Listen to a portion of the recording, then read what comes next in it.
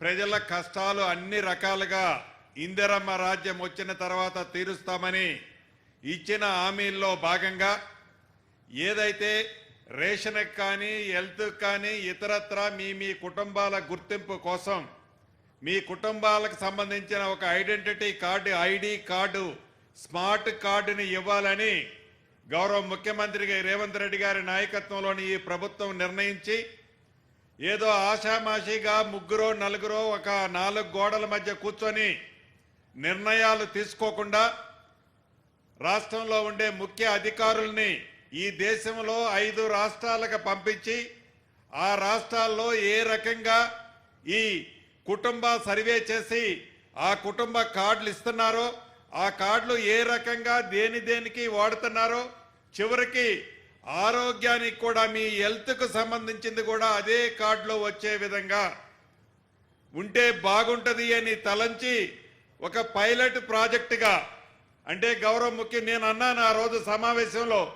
ఎందుకు ఒకేసారి మొత్తం పెడదామని ముఖ్యమంత్రి గారిని అడిగితే అలా కాదు మంత్రి గారు మనం పైలట్ ప్రాజెక్టు చేపట్టి దీంట్లో ఏమైనా సూచనలు సలహాలు సామాన్య ప్రజలు ఇస్తే అవసరమైతే వాటిని కూడా చేర్చి ఈ రాబోయే కొద్ది రోజుల్లోనే తప్పకుండా ప్రతి కుటుంబానికి ఒక స్మార్ట్ కార్డుతో పాటు ఆ కుటుంబానికి ఒక ఈ రాష్ట్రానికి సంబంధించిన ఒక నెంబరు అదే రకంగా వ్యక్తిగతంగా ప్రతి నెంబర్కి ఒక ఐడి కోడ్ని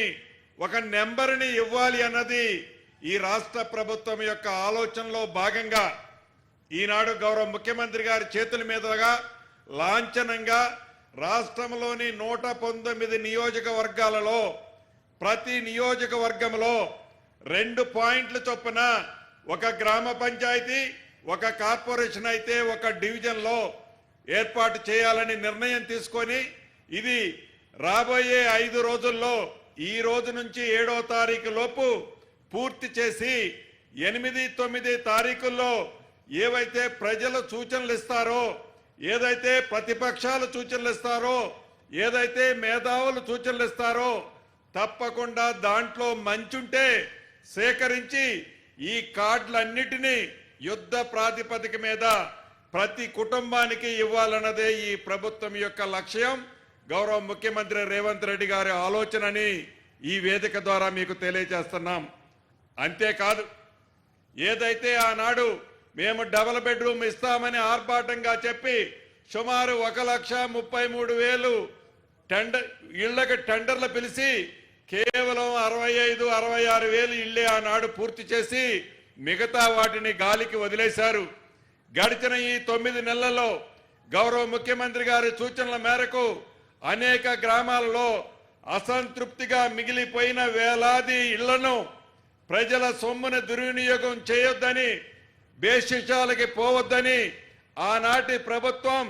మొదలుపెట్టి ఫౌండేషన్ వేసి వదిలేసిన అనేక ఇళ్లని పూర్తి చేశాం. గౌరవ ముఖ్యమంత్రి గారి ఆదేశాల అనుసారం ఈ దసరా లోపే ఏవైతే ఇళ్లు పూర్తయ్యాయో పూర్తయిన ప్రతి ఇళ్లని పేదవాళ్లలో బహు పేదవాళ్లకు ఇవ్వాలని గౌరవ ముఖ్యమంత్రి గారు సూచించారు. దసరా పండగ లోపే రాష్ట్రంలో ఉండే 119 నియోజకవర్గాలలో ఇందిరమ్మ రాజ్యంలో కంప్లీట్ చేసిన ఇందిరమ్మ ఇల్లు ఏదైతే చేపట్టబోతున్నామో గత ప్రభుత్వంలో అసంపూర్తిగా వదిలేసిన ఇళ్లని పూర్తి చేసిన వాటిని ఈ దసరా లోపే మీకు కానుకగా ఇందిరమ్మ రాజ్యంలో అర్హులైన పేదవాళ్లకి ఈ ప్రభుత్వం ఇవ్వటానికి సిద్ధంగా ఉంది. ఇంతకు ముందే మా ఎమ్మెల్యే గారు చెప్పారు ఏదైతే ఈ హైదరాబాద్లో మూసీ పరివాహక ప్రాంతంలో అనేక చెరువులు అనేక నాలాలు అనేక కుంటలు గత 10 సంవత్సరాలలో వందలాది బడాబాబులు కబ్జా చేశారన్నమాట నిజం. దాని ఫలితంగా అనేక మంది సామాన్య ప్రజలు ఇబ్బంది పడుతున్నమాట నిజం. మూసీ పరివాహక ప్రాంతంలో ఎప్పుడు వరదొస్తే వాళ్ళు ప్రాణాన్ని అరిచేతిలో పెట్టుకొని ఏ అర్ధరాత్రి ఇల్లు ఖాళీ చేయాలనో భయభ్రాంతుల్లో సామాన్య ప్రజలు నివసిస్తున్నమాట నిజం. ఈనాడు రాజకీయాల కోసం ఓట్ల కోసం మాయ మాటలతో వారు అధికారంలో ఉన్ననాడు ఏవైతే స్టేట్మెంట్లు ఇచ్చారో ఆనాడు ఎంఐయుడి మంత్రిగా ఉన్న కేటీఆర్ గారు అనేక వేదికల మీద అనేక మంది అఫీషియల్స్ సమక్షంలో ఎవరు ఇళ్లున్నా బుల్డోజ్ చేయండి అని చెప్పిన ఆ పెద్ద మనిషి ఆనాటి ఆ ప్రభుత్వం ఈనాడు ఇందిరమ్మ రాజ్యంలో పేదోళ్లకి మంచి చేసే ఈ ప్రభుత్వంలో గౌరవ ముఖ్యమంత్రి రేవంత్ రెడ్డి గారి సారథ్యంలో ఈ మూసిని ప్రక్షాళన చేసి మంచి జీవితాన్ని పేదవాడికి అందించాలని తపనతో ఒక మంచి కార్యక్రమాన్ని చేస్తుంటే కేవలం రాజకీయ లబ్ధి కోసం వారి స్వార్థం కోసం వాళ్ళ తొత్తుల స్వార్థం కోసం ఈనాటి ప్రతిపక్షం వారు అధికారంలో ఉన్ననాడు ఏమి చేశారో వాళ్ళు మర్చిపోయారు. దాన్ని మాకు అంటగడుతూ ఈ ప్రభుత్వాన్ని మీద గుడ్డ కాల్చి మీదేసి ఈ ప్రభుత్వాన్ని బదనాం చేయాలని చూస్తున్నారు. ఇది నిజం కాదు.